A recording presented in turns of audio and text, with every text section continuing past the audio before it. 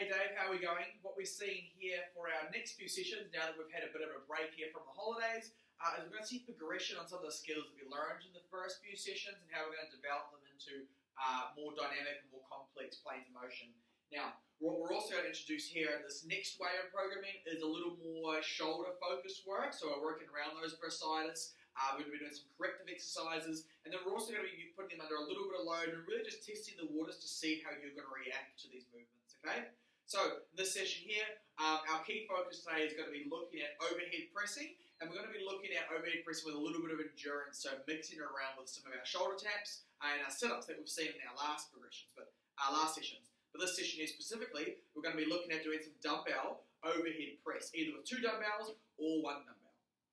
Before we jump into all that though, first thing we have to look at is a bit of prepare. We're going to get our body woken up for the day, and we're going to start with a bit of yoga flow. This is going to be similar to the yoga flow we've seen in the earlier sessions, but this one is going to be a little more tricky, and maybe some harder positions I'm going to ask you to get into. So the first one we're going to see is a standard forward fold. So stand with our feet together, knees together. What we're going to do is release all the air out of our lungs, and we're going to reach our hands down to the ground as far as that is. We're going to give it a count to 4 as we're down here until we feel uncomfortable. Then from there, we're going to bring our hands to the ground. And then we're going to split our legs out to a super wide lunge. So you see my front foot is almost in line with my hands, and my back foot is as far forward as it can go. From here, it may be a little bit hard to breathe as well. What we're going to do is focus on keeping our breathing relaxed and sitting deep, our hips down to the ground in this lunge. So I'm not touching my knee, I'm trying to get my hips down to the ground.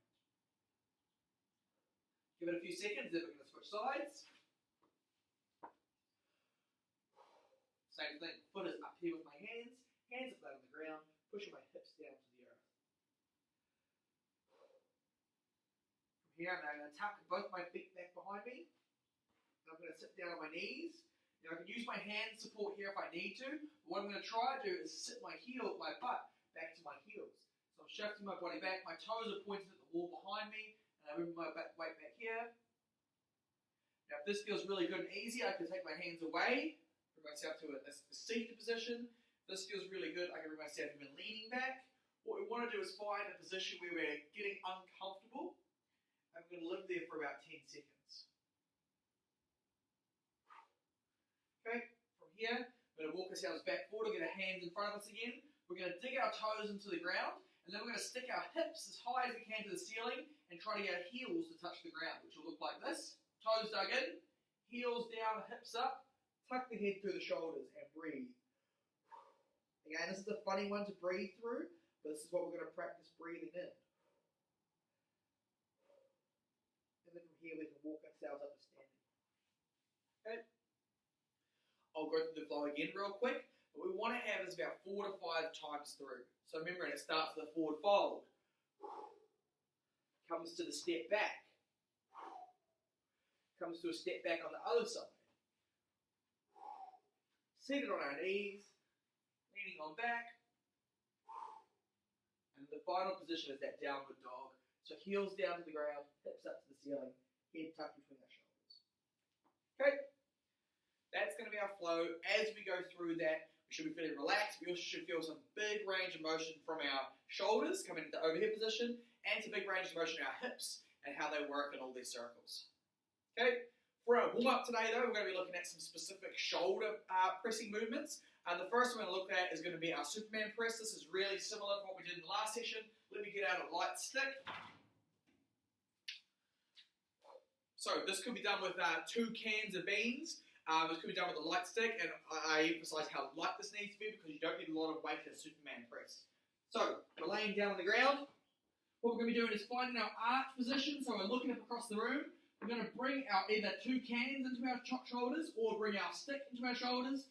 And all we're going to do is nice slow presses overhead without our object touching the ground. Okay? You notice I'm not machine gunning them, so I'm not going super fast. I'm just moving slow, steady, pausing in the lockout for a second so I'm feeling my shoulder blades turn on, and then retracting as close as I can to my chest. Okay. The second movement we're going to see is going to be our scapular push-ups. So what we're going to be doing is push-ups, but without bending our arms.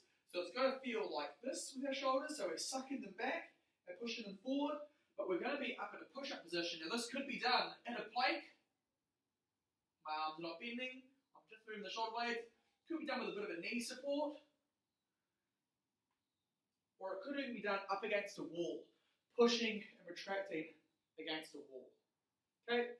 And they're all fair options for our scap push-ups, okay? It's better to get more range of motion, especially with our shoulders, than it is to choose the heaviest option with these. So find something you're comfortable to move the biggest shoulder shrugs that you can through. Okay?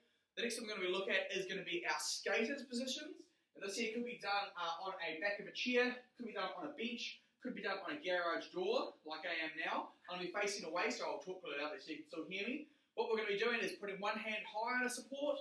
We're going to be taking that same leg out and behind us, and we're going to be pushing our armpit into the ground.